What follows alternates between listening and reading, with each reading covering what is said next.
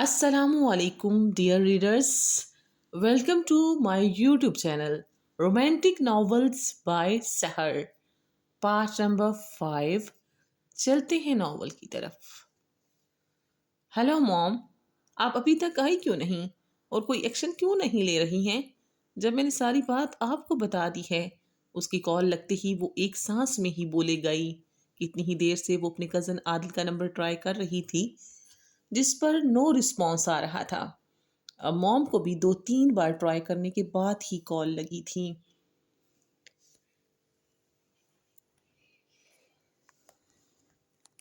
हानिया बहुत परेशान थी कि ये क्या हो रहा है। हनी, मैं तुम्हारी ही कॉल का वेट कर रही थी। आप मेरी बात गौर से सुनो और तुम वही करना जो मैं कहूँ तुम्हें। मेरे पास ज़्यादा टाइम नहीं। हानिया डियर, और जो कुछ तुमने बताया है मुझे उस पर अफसोस है। मैं खुद तुम्हारी दूरी से परेशान हूँ, मगर माय बेबी, ये अटल हकीकत है कि एहसान तुम्हारा बाप है और कोर्ट की तरफ से उसे मिलने का हक हासिल है। और शावेज शाह भी तुम्हारा कानूनी शोहर है। अब भी वो तुम्हें किडनैप करने के बावजूद किसी मुश्किल में नहीं आ सके, क्योंकि वो अदालत में परमिशन लेटर दिखाकर बच जाएंगे और मैं कुछ भी नहीं कर सकती। वैसे भी हनी, वो तुम्हारा बाप है। उसकी करोड़ों की जायदाद की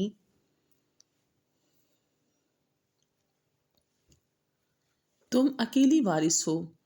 अगर तुम थोड़ा अकल से काम लो और थोड़ी सी मोहब्बत का ड्रामा रचाकर सारी जायदाद अपने नाम करवा लो, उसके बाद मैं तुम्हें 1 मिनट भी यहाँ रहने नहीं दूंगी। तुम्हारे नाना और मामू की दी हुई प्रॉपर्टी खत्म हो चुकी है, जिसके सहारे हम अब तक जिंदगी गुजारते आए हैं। लेकिन अब हम पहले की तरह इंग्लैंड में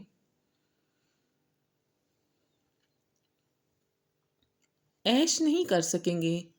तुम अपना हक क्यों छोड़ो उसके लाडले भतीजे के लिए? सारी जायदाद नहीं हो सकती। शुमाइला बेगम जल्दी जल्दी अपनी बात बोले गईं। माय डॉल, आइंदा जिंदगी और मुस्तकबिल की बेहतरी के लिए चंद दिन और यहाँ गुजार लो। एहसान शाह और शावेज को अपनी मोहब्बत वफादारी का यकीन दिलाओ। कम से कम तुम पर किसी किस्म का शक नहीं कर सकते।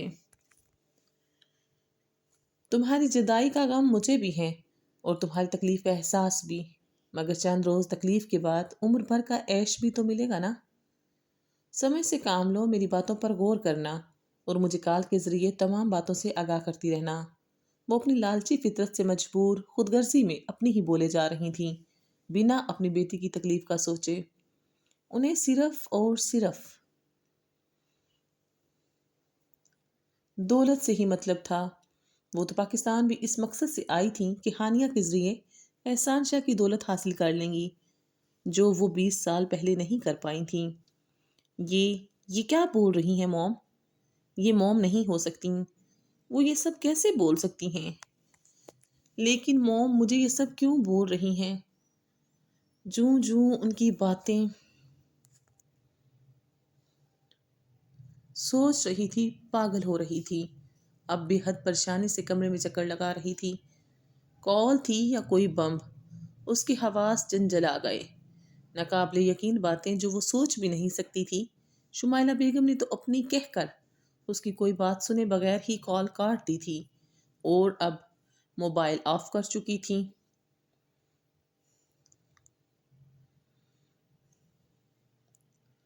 नहीं मॉम, आप मेरे साथ ऐसा नहीं कर सकती। इतनी लालची हो गई हैं आप कि बेटी को इस जहन्नुम में धकेल कर जन्नत की आस लगाए बैठी हैं। Oh my God! उसने दुखते सर को दोनों हाथों में थाम लिया। एक हिजान बरपा था। पूरे जिस्म में अजियत की लहरें उठ रही थीं। बार बार सोच रही थी। हर बार बेयकीनी से दिल चीख उठता कि ये मॉम के ख्यालात नहीं हैं। उसने फौरन कॉल मिलाई, तफसील से अपने खदशात और गमो फिक्र और यहाँ से जल्द जल्द निकलने की ख्वाहिश का इजहार करने के लिए। मगर दूसरी तरफ पावर ऑफ की रिकॉर्डिंग सुनाई दी थी। तंग आकर उसने एक लंबा चौड़ा मैसेज सेंड किया। मॉम के बारे में वो इतना तो जानती थी कि वो थोड़ी लालची फितरत की हैं, लेकिन उनकी लालची फितरत अपनी बेटी की मोहब्बत भूल कर उसका इस्तेमाल करेगी, ये एक शौक था, एक गहरा दुख। جس نے حقیقت میں اسے بہت صدمہ دیا تھا۔ موم کے سہارے ہی تو اب تک یہ سب برداشت کیا تھا۔ اب موم نے جو کچھ کہا تھا اس کا دماغ مفلوج ہو گیا تھا۔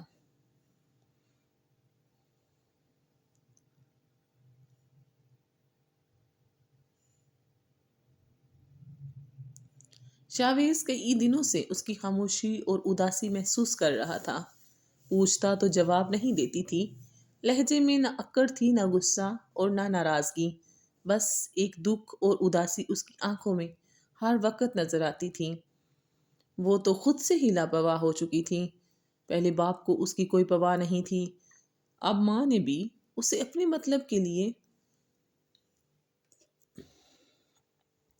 استعمال کرنا شروع کر دیا تھا۔ شاویز وجہ جانتا تھا۔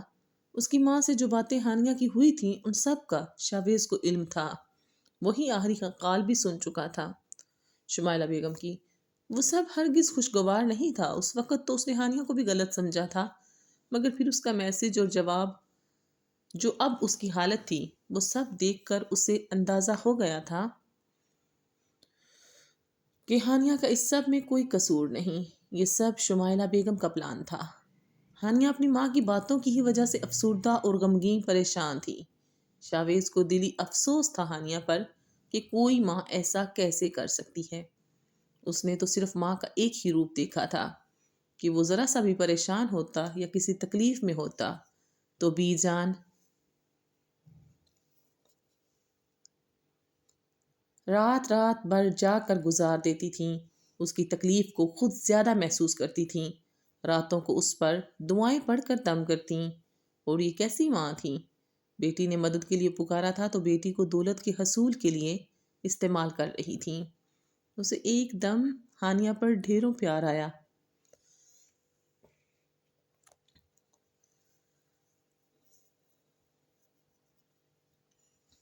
اس سے ہمدردی محسوس ہوئی۔ کتنی پریشان اور افسردہ تھی وہ۔ اپنی ایک ایک زیادتی یاد آئی۔ اس نے عہد کر لیا کہ آئندہ اسے بالکل تنگ نہیں کرے گا۔ ویسے بھی ایک ہفتے بعد احسان شاہ آ رہے تھے اور ان کے سامنے تنگ کرنے یا سختی کرنے کا سوال ہی پیدا نہیں ہوتا تھا۔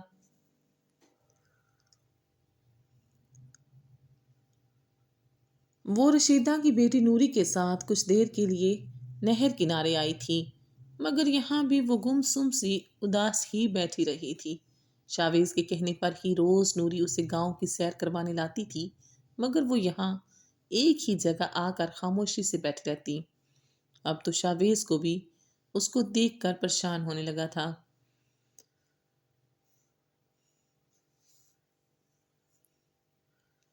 بابا جان اسے اس طرح دیکھیں گے تو انہیں دلی رنج ہوگا، جو وہ ہرگز نہیں چاہتا تھا۔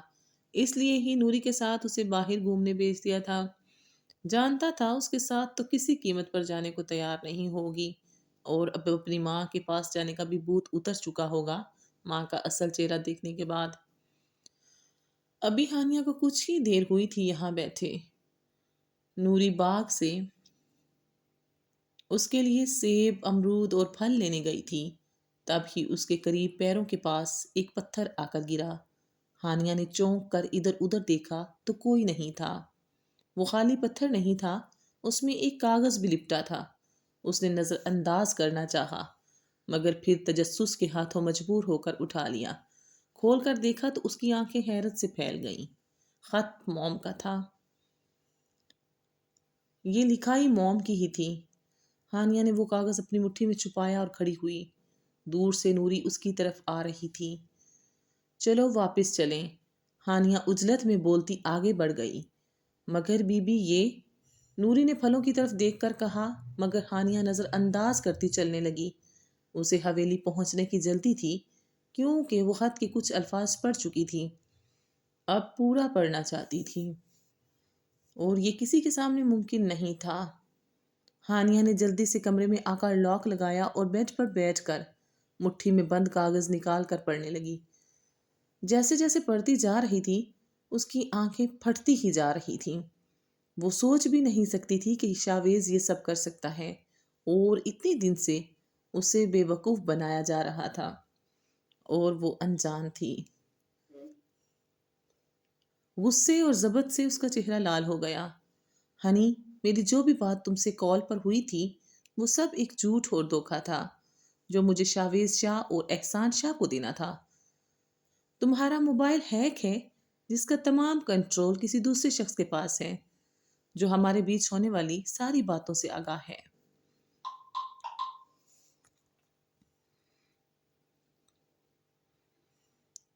یہ سب میں نے اس لیے ہی کیا تھا کہ وہ تم پر ترس کھا کر تمہیں آزادی سے گھر سے باہر نکلنے کی اجازت دے دے تو میں تم سے رابطہ کر سکوں۔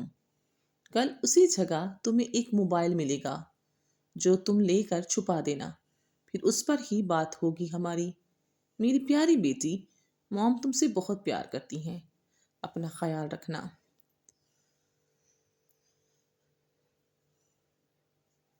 تم نے اچھا نہیں کیا مسٹر شاویز عالم شاہ، بہت بہت برا کیا یہ گیم کھیل کر۔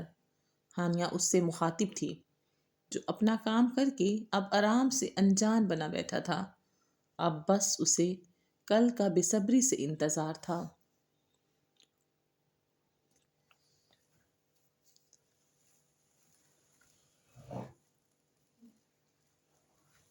دوسرے دن وہ نوری کے ساتھ اسی نہر والی جگہ پر آئی۔ نوری تم جاؤ اور میرے لیے فریش فروٹ لے کر آؤ۔ جی بی بی ابھی لائی۔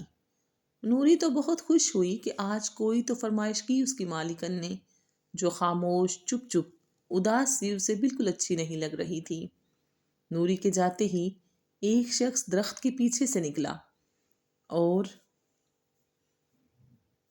کچھ دور ایک چھوٹے سے پتھر کے قریب اخبار میں لپٹی کوئی چیز رکھ کر واپس درخت کے پیچھے سے غائب ہو گیا۔ ہانیہ ایک سیکنڈ میں اس جگہ پہنچی اور پیکٹ اٹھا کر موبائل نکالا اور اخبار وہیں پھینکنے کے بعد موبائل اپنے دوپٹے میں چھپا لیا، جو خاص اسی کام کے لیے ہی لیا تھا۔ اب اسے حویلی واپس جانے کی جلدی تھی تاکہ موم سے بات کر سکے۔ اس نے کمرے میں آنے کے بعد لاک لگایا ہی تھا جب ڈور ناک ہوا۔ اس نے گھبرا کر جلدی سے اپنے کپڑوں کے نیچے موبائل چھپایا اور دروازہ کھولا۔ سامنے رشیدہ ہی تھی۔ کیا بات ہے؟ اس نے خود کو سنبھال کر پوچھا۔ بی بی جی بڑے شاہ سائی آ رہے ہیں آپ کو ملنے، رشیدہ نے اچانک اسے اطلاع دی تو وہ چند لمحوں تک بے حد خاموشی سے اسے دیکھے گئی، جیسے سمجھ نہ آیا ہو کہ کیا کہا ہے۔ بی بی آپ کے ابو آئے ہیں، آپ کے والد، اس نے دوبارہ بتایا۔ جب ہانیہ ہوش میں آتی چہرے پر سخت تاثرات سجائے بے نیاز سی کھڑی رہی۔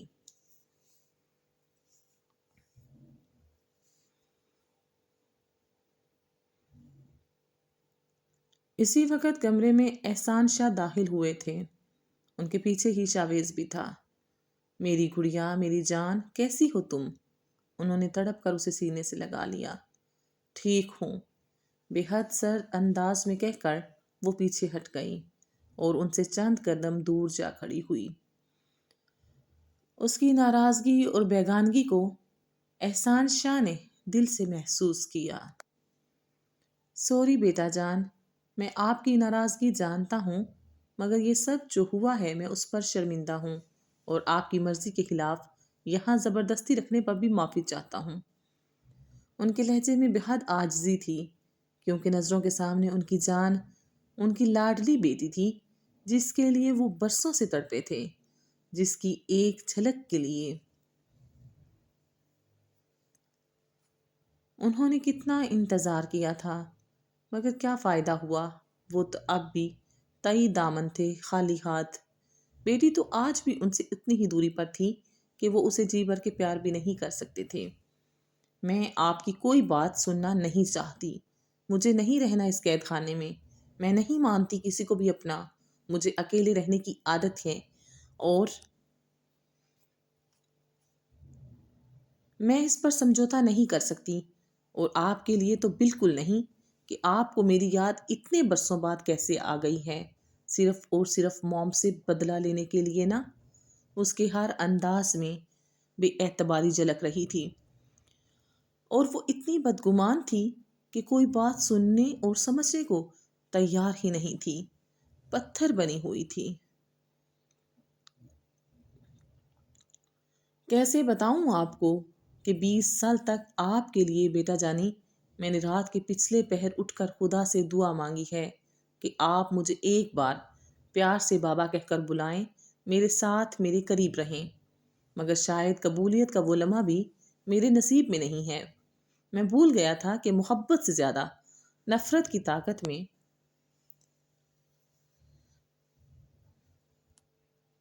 اثر ہو تو خون کے رشتے بھی اجنبی ہو جاتے ہیں۔ وہ بولتے بولتے چند پل رکے۔ بیٹی کے ایک بار پھر سے دور جانے کے خیال سے ہی ان کا دل ڈوبنے لگا تھا، جس کی وجہ سے اپنی بات تک پوری نہیں کر پا رہے تھے۔ شاویز، انہیں عزت و احترام کے ساتھ ان کی ماں کے پاس چھوڑ آؤ۔ انہوں نے مڑ کر شاویز سے کہا، مگر وہ جو کب سے خاموش کھڑا تھا حیرت زدہ سا انہیں دیکھے گیا۔ یہ کیا کہہ رہے ہیں آپ بابا؟ میں ابھی انہوں نے اس کی بات کاٹی۔ پلیز شاؤ، یہ میرا حکم ہے، یہ زور زبردستی کے معاملے نہیں بیٹا۔ بعض اوقات قسمت میں وہ محبتیں ہوتی ہی نہیں ہیں جن کے لیے ہم عمر بھر ترستے اور تڑپتے ہیں۔ کتنا یاس برا افسردہ لہجہ تھا۔ وہ بے حد تھکے ہوئے نڈھال احسان شاہ کو دیکھ کر شاویز کا دل ٹکڑے ٹکڑے ہونے لگا۔ ان کے چہرے پر صدیوں کی مسافت اور منزل کے قریب پہنچ کر بھی نامراد رہنے کے تاثرات اتنے واضح تھے کہ ہانیہ کو بھی اپنا دل پگھلتا ہوا محسوس ہوا۔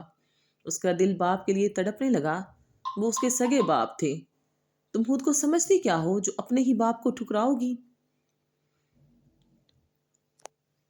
تم کچھ بھی کر لو، میں تمہیں یہاں سے کہیں نہیں جانے دوں گا۔ ہانیہ کو بازوؤں سے پکڑ کر اپنے سامنے کھڑا کرتا اس کے منہ پر تھاڑا تھا۔ اس کی گرفت بہت سخت تھی۔ ہانیہ کو اپنے بازوؤں کی ہڈیاں ٹوٹتی ہوئی محسوس ہوئیں۔ تم کون ہوتے ہو میرے ساتھ یوں زبردستی کرنے والے؟ میں جاؤں گی یہاں سے۔ وہ جو ابھی اپنے فیصلے پر غور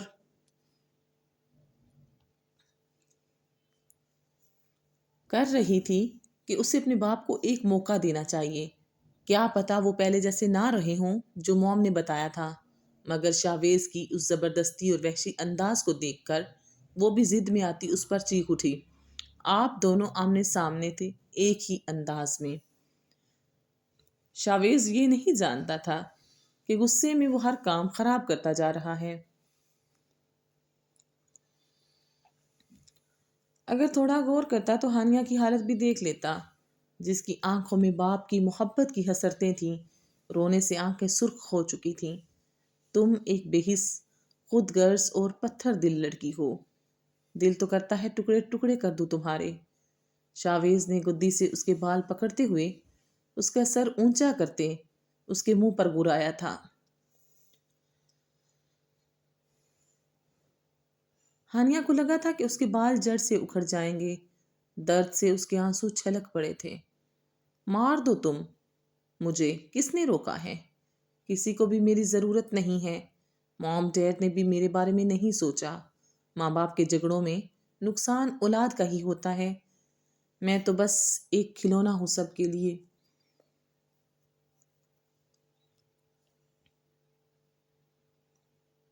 کس باپ کی بات کرتے ہو تم، جس نے 20 سال تک یہ نہیں پوچھا کہ بیٹی زندہ بھی ہے یا نہیں، اسے باپ کی محبت کی ضرورت ہے بھی کہ نہیں؟ بچپن سے میں ان کی محبت کے لیے ترستی رہی، حسرت سے اپنی فرینڈز کو دیکھتی جو اپنے ڈیڈ کے ساتھ آتی، لاڈ کرتی۔ تب ڈیڈ کہاں تھے جب مجھے ان کی سب سے زیادہ ضرورت تھی؟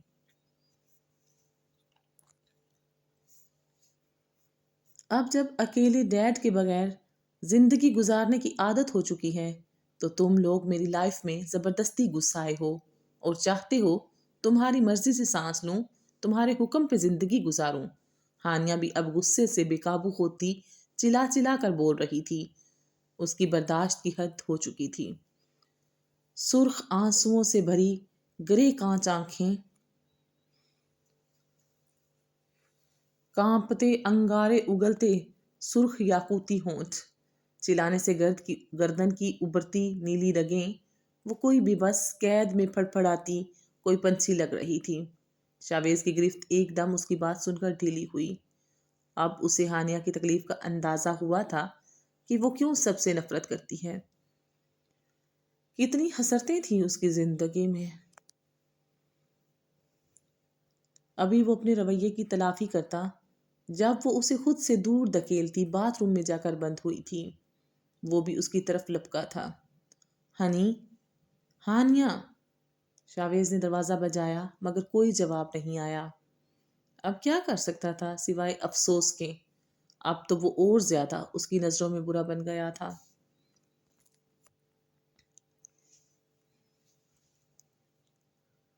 شام سے رات ہو گئی تھی۔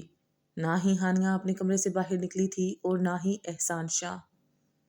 شاویز یہ سب دیکھتے ہوئے بہت سوچنے کے بعد فیصلہ کرنے پر مجبور ہوا تھا کہ ہانیہ کو اس کی ماں کے پاس بھیج دیا جائے اور کچھ ٹائم تک انتظار کرنا چاہیے ہانیہ پر شمائلہ بیگم کی اصلیت کھلنے کا، کیونکہ وہ آرام سے تو کبھی نہیں بیٹھنے والی جب ہانیہ بنا جائیداد کے ان کے پاس جائے گی۔ رشیدہ، ہانیہ بی بی کو کھانا کھلاؤ اور بتا دو تیار ہو جائے، میں کل صبح اس کی ماں کے پاس چھوڑ آؤں گا۔ اپنے بالوں میں ہاتھ پھیرتا کمرے سے باہر آیا اور رشیدہ کو بول کر ہانیہ کو اطلاع دینے کا کہا۔ جی سائیں۔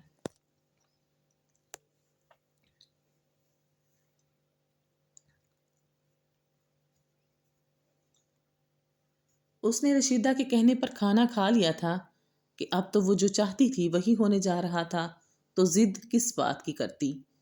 مگر دل نہ جانے کیوں بے چین تھا، اپنی آزادی کی کوئی خوشی محسوس نہیں کر پا رہی تھی۔ حیران تو وہ شاویز کی مان جانے پر بھی تھی کہ وہ کیسے اپنی منکوہا کو چھوڑنے کے لیے تیار ہو گیا ہے۔ سوچ سوچ کر اس کا دماغ تھکنے لگا تھا۔ اب وہ موم کو کال ملا کر اپنے آنے کی اطلاع دینا چاہتی تھی۔ ہلو موم، میں گھر آ رہی ہوں۔ کیا کہہ رہی ہو ہنی؟ کیوں؟ کیسے؟ شمائلہ بیگم تو بکھلا ہی گئی تھیں، ان کا تو بنا بنایا پلان چوپٹ ہونے والا تھا۔ کیا مطلب موم؟ کیا آپ میرے آنے سے خوش نہیں ہیں جو آپ اس طرح ری ایکٹ کر رہی ہیں؟ دوسری طرف ہانیہ حیران ہوتی ناراضگی سے بولی، نو مائی بیبی، موم تو خود تمہارے بغیر اداس ہیں۔ میرا مطلب تھا کہ ان لوگوں نے تمہیں کیسے چھوڑ دیا؟ یہ وڈیرے جاگیردار تو عورت کو اپنی ملکیت سمجھتے ہیں، اپنا مطلب پورے ہوئے بغیر کہیں نہیں جانے دیتے۔ انہوں نے فوراً پینترا بدلا تھا۔ نو موم، ڈیڈ نے کہا مجھے جانے کا، اور یہ بات ان کے بھتیجے کو بھی ماننا پڑی۔ اس نے لاپرواہی سے کہا، ہنی بیٹا، وہ لوگ آپ کو بے وقوف بنا رہے ہیں۔ وہ تو چاہتے یہی ہیں کہ آپ کی ساری جائیداد ان کے نام ہو جائے۔ جس طرح انہوں نے مجھے کچھ سال پہلے راستے سے ہٹایا تھا، آج تمہارے ساتھ بھی یہی کرنا چاہتے ہیں۔ اور احسان اور اس کا بھتیجا بھی اب میری کال پر پراپرٹی کا سن کر تمہیں بیچنے کو تیار ہو گئے۔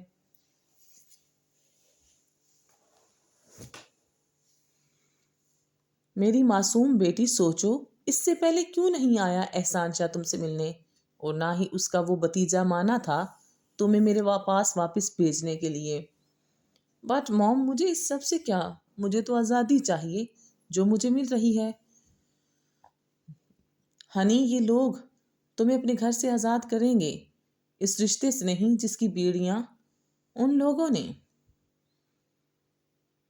تمہارے پیروں میں ڈالی ہوئی ہیں۔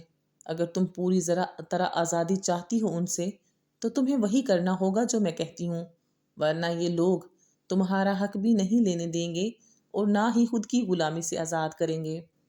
اور اتنے سال کی محرومیوں اور اس کے بعد اب جو اتنے دن تم پر ظلم ہوا، کیا تم بھول جاؤ گی سب؟ ایسے ہی جانے دو گی ان لوگوں کو؟ ان کی باتیں سن کر ہانیہ سوچ میں پڑ گئی۔ کہہ تو ٹھیک رہی تھی موم، یہ آزادی تو عارضی ہوگی، شاویز کبھی بھی میری جان نہیں چھوڑے گا۔ اس لیے ہانیہ کو موم کی بات ماننے کا فیصلہ کرتے ہوئے اپنا حق بھی لینا تھا اور طلاق بھی۔ اس طرح ڈیڈ کو بھی جان جائے گی کہ وہ صحیح ہیں یا غلط۔ ٹھیک ہے موم، جیسا آپ کہتی ہیں میں وہی کروں گی۔ یہ ہوئی نا بات مائی بریو چائلڈ. اب تم فون رکھو، بعد میں بات ہوگی. ابھی بس تم اپنے جانے کا انکار کرنے کے بعد احسان شاہ اور شاویز شاہ کو اپنی محبت کا یقین دلاؤ گی، اور جیسے جیسے میں کہتی جاؤں کرتی جاؤ.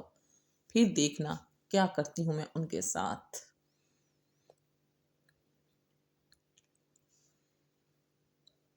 اوکے موم، بائے.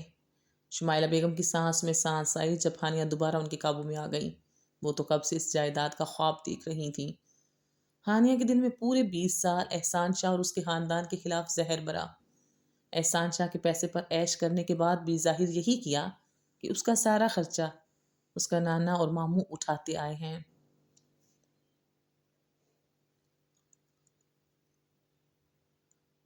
اب جب سب کچھ حاصل کرنے کا ٹائم آیا ہے، اس شاویز نے سارا کھیل خراب کرنا چاہا. مگر وہ جانتا نہیں ہے مجھے. میں شمائلہ ہوں. آپ دیکھنا احسان شاہ، میں تمہاری ہی بیٹی کے ہاتھوں تمہیں اور تمہارے اس لاڈلے بتیجے کو کیسے سبق سکھاؤں گی کہ پوری زندگی یاد رکھو گے.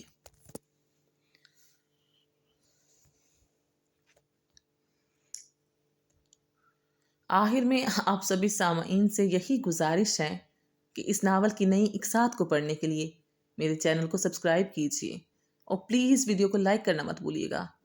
اور پلیز پلیز پلیز اپنی قیمتی آراء سے کمنٹ سیکشن میں ضرور نوازیے گا. اللہ حافظ.